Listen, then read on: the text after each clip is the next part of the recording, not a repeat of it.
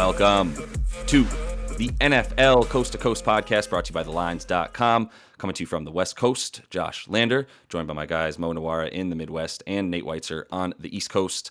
And we are looking at some more NFL player props for you guys. Hopefully you caught some of those Thanksgiving Day picks and had a good Thanksgiving yesterday. We are going to be looking at the rest of this week here. We are bringing you a passing prop, receiving prop, rushing prop, as we do each and every one of these videos. Make sure to like and subscribe to that page as well so you can continue to follow along with us each and every week of this NFL regular season. Also head to TheLines.com. Mo and Nate and the gang putting all the great NFL content up there for you guys all season long, where we also have our odds finder tool. You can make sure you're using that to get the best juice back on all of these NFL bets. Nate, let's go ahead and kick things off as we are wont to do with our first passing prop. Yeah, I'm going with Tom Brady after a nice showing in his last two before the bye. Now returns home. Well, he's going to be in Cleveland, where the weather, I guess, is a concern. It's about 50. It's going to be raining, maybe 10-mile-per-hour winds. But in a rare moment of praise, I remember Belichick talking about how, Tom can throw a wet ball, he can throw a cold ball, he can throw any. He thrives in poor weather. It's not a problem. He can throw a deflated ball. I think that was part of that whole concern. But I think he'll be fine in these conditions, which don't always wind up being as bad as you might think when it comes down to it. I guess maybe, again, his prop is kind of low at 257.5. He's topped that 4 straight. He's averaging 305 on 46 attempts in his last 7 here and completed 76% of his passes against Seattle. So maybe it's low because Cleveland has just been absolutely awful against the run, 32nd now in DVOA. And Tampa seemed to find a little bit of traction in the run game in that last game in Germany, but they're still historically bad in terms of their rushing offense. 32nd in rush play rate. They're not trying to do it. Do we really think a Tom Brady team is just going to turn around and hand the ball off, 30 times a game? I don't. Cleveland's defense is also not great against the pass, giving up 7 yards per completion. They allowed 309 to Bailey Zappi a few weeks ago, so there's that. They've been poor on third down in general, and Brady's getting good protection still, getting the ball out of his hands quick. I think he will be able to dink and dime against this defense and top this prop. Yeah, I mean, my opinion on that real quick is also like what you were talking about with the rushes, right? It's like completely based on how often are they going to rush the ball. In last game, they had 44 carries, and as you mentioned, Tom still managed to get over his prop there. 257 doesn't seem too low to me. I guess to quote Mo, it seems relatively fair. But what do you make of that line, Mo? I'll be honest, I wanted to love the under here. This was literally the first line I checked. I wanted to get Tom Brady under like 270 or something. I was quite disappointed to see that the market is well aware of the potentially bad weather and a spot where they could have some success running the ball. It's just like Nate said. But I am thinking the other way on that. I think they could have some success, especially if they hand to Rachaad White early on a few times. And if they get some yards, this coaching staff loves to plunge into the line, okay? Nobody loves it more besides maybe the Lions. They are going to try to run the ball, I think. So I think the line is rightfully lower, and I don't have any interest in betting the under that I really, really did want to bet. So just not a spot I'm interested in firing. I also think there was 20-mile-an-hour winds forecasted earlier in the week. I see now it's a little lower, but definitely keep an eye on that. If it kicks up again, it's probably a spot you want to stay away from. But if it even drops to like single digits, things will be a little better for this Tampa Bay. But both passing offenses really in a game where I think the total is probably too low if the weather's fine. Like, I think the market's definitely scared of the weather here. Yeah, no, I mean, and to that point, then go ahead and get ahead of it, if anything, for sure. Let's move on to your passing prop here, Mo. First one you've got. Well, I went with Joe Burrow under in another game where we could see some high winds, some 16-mile-per-hour winds in the forecast right now. and playing against the slowest team in the NFL in the Titans, the slowest in overall pace, the slowest in situation neutral pace. So this team really wants to pound the rock. They really want to slow things down and shorten the game. Speed things up, I should say, in terms of the clock for sure. But yeah, and also just I think the market might be getting a little too excited about Jamar Chase coming back. I don't even know if he's coming back. Just got off crutches earlier this week. That doesn't sound like a guy who's just ready to go out there and run 50 routes. But yeah, and we've seen numerous teams slow down the Bengals with a strong pass rush. Titans have PFF's number 5 pass rush. Jeffrey Simmons has been one of the best defenders in the NFL this year. I think it's not a great scenario for Burrow to pile up a bunch of yards, and the market knows that, this is just like Brady's line where the number is a little bit depressed. It's about 20 yards below his season average. But I honestly think it should maybe even be a little lower. The last time they played in a kind of a similar situation, facing a ground-bound offense in the Browns with a premium pass rusher, no Jamar Chase, Burrow was in a negative script the whole second half, and he still only threw for 232 yards. So I do think this number is a bit too high. About 10-ish yards higher than I think it should be. So I like an under on Joe Burrow. I know it's a scary bet, but I was going to say it's a scary bet. And I was also just going to mention real quick, Joe Mixon is probably out with a concussion. I don't know what that does with Mr. Perine and if that means more passes. I know the run game's going to work probably. I don't know if it's going to work much worse. I don't think Perine's been much worse on the ground or through the air than Mixon this season. So it's not really that big of a detriment to the team overall, but we do know that Burrow likes to throw to Perine a little bit more. So there's the opportunity for those yards. So it's a little bit scary, but overall the offense, especially if Chase isn't fully a go, is probably going to be a lot less, the sort of like air attack scary from what it's been in the last few weeks. But Samaje Perine, one of the more fun names to say in the NFL. But yeah, I mean, that would be a concern. Also, the fact that the Titans just give up nothing between the tackles. And if Mixon's out, I mean, the Bengals should have a really high pass play rate. The question is, will they have enough plays? I think the logic's sound from Mo. I mean, yeah, you look at Cleveland, at Baltimore. He really struggled, did Burrow. He struggled to get any protection earlier in the year, and that defensive line, while usually great against the run, can also rush the passer if there's no protection. So I'm just interested in the Titans. I'm on team Titans, Titans to cover. Titans underrated in the power rankings by Mo and others. Mike Vrabel.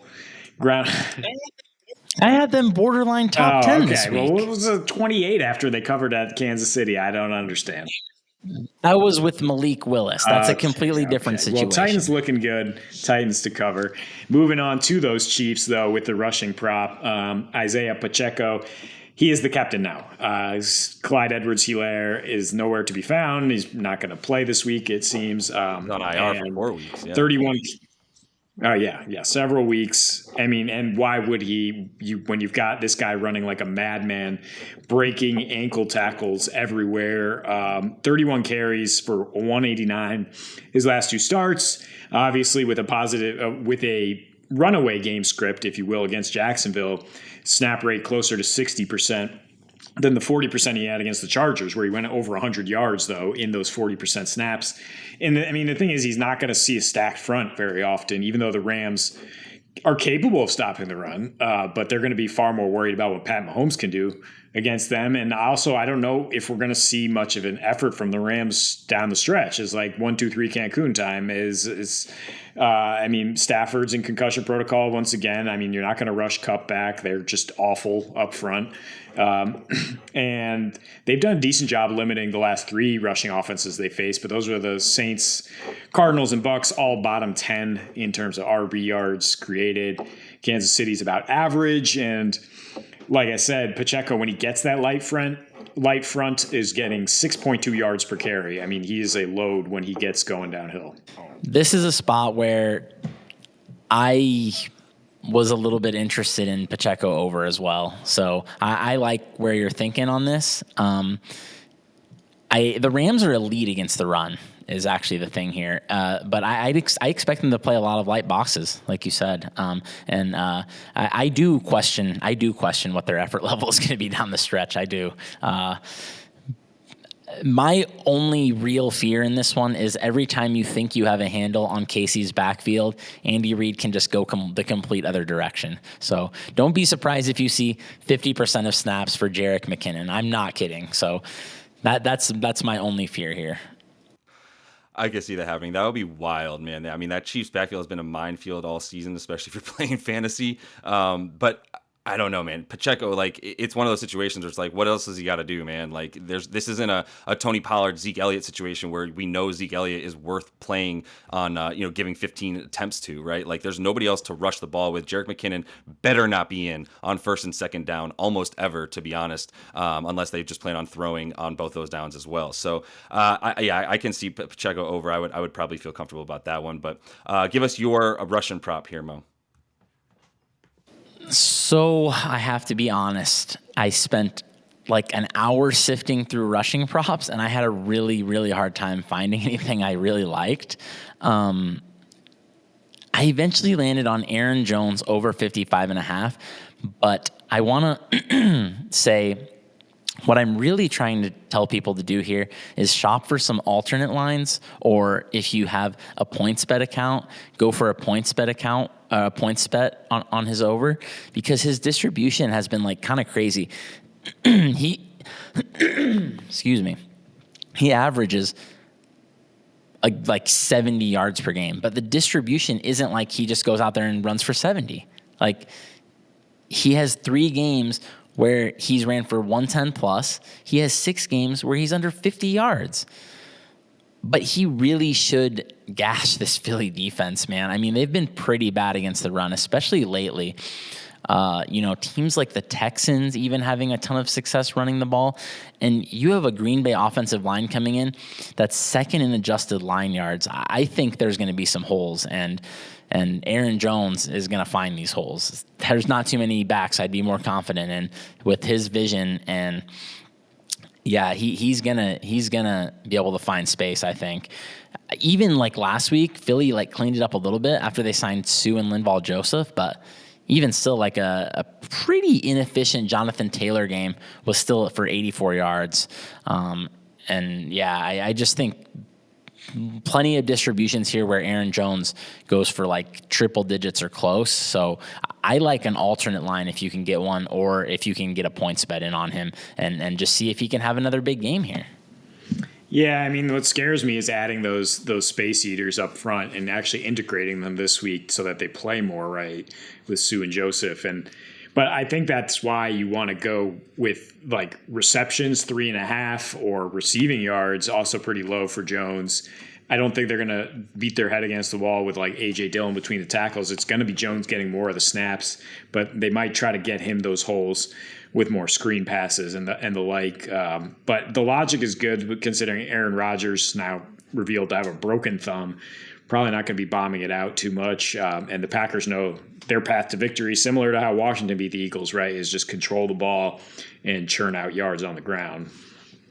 Yeah, no, and I mean, for Aaron Jones, they finally have sort of been giving him more of the carries in specific situations. It's like what you said, Mo. I mean, the last time A.J. Dillon, has actually out-carried Aaron Jones was, against a team like Detroit. But you look at all the games where it's not just let's go ahead and like get through the center of this defense, we need to get outside the tackles a little bit more. We need to get a little bit more creative with getting yardage and space. That's where you want a guy like Aaron Jones, to your point. And I think that's a better spot for him this one. So let's finish things off with receiving props here. Nate, kick us off.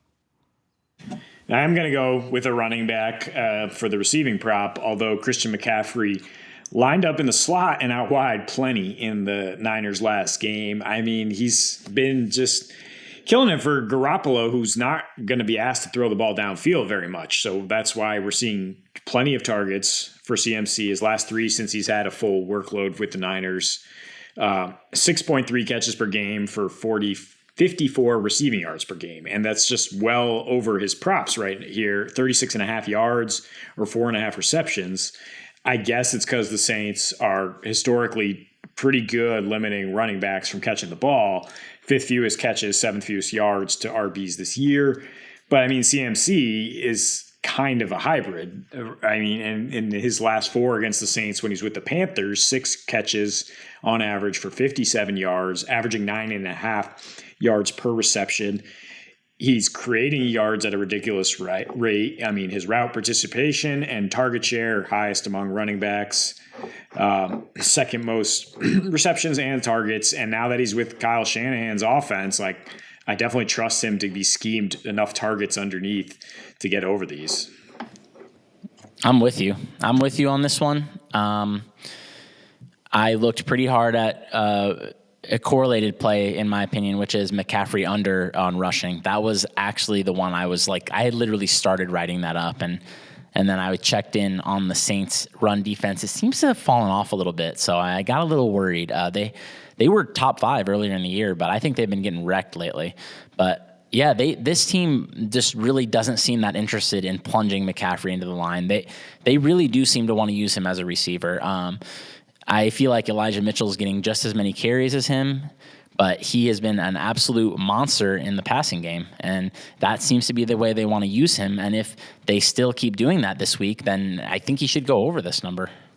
Yeah, this offense is somewhat terrifying at this point with the amount of sort of hybrid players that it has all over the field. And with Elijah Mitchell back, that just opens up the ability to use CMC exactly how Shanny might want to do. So, yeah, I think more than anything, I like over on receiving as well. If you want to get cute, as Mo might want to, and get that opposite correlation there in the same game parlay, might be worth it as well.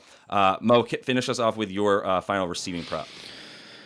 I'm going with an ultra low buy, as usual here, boys. You know how I like to do it. Drake London over 33.5 receiving yards.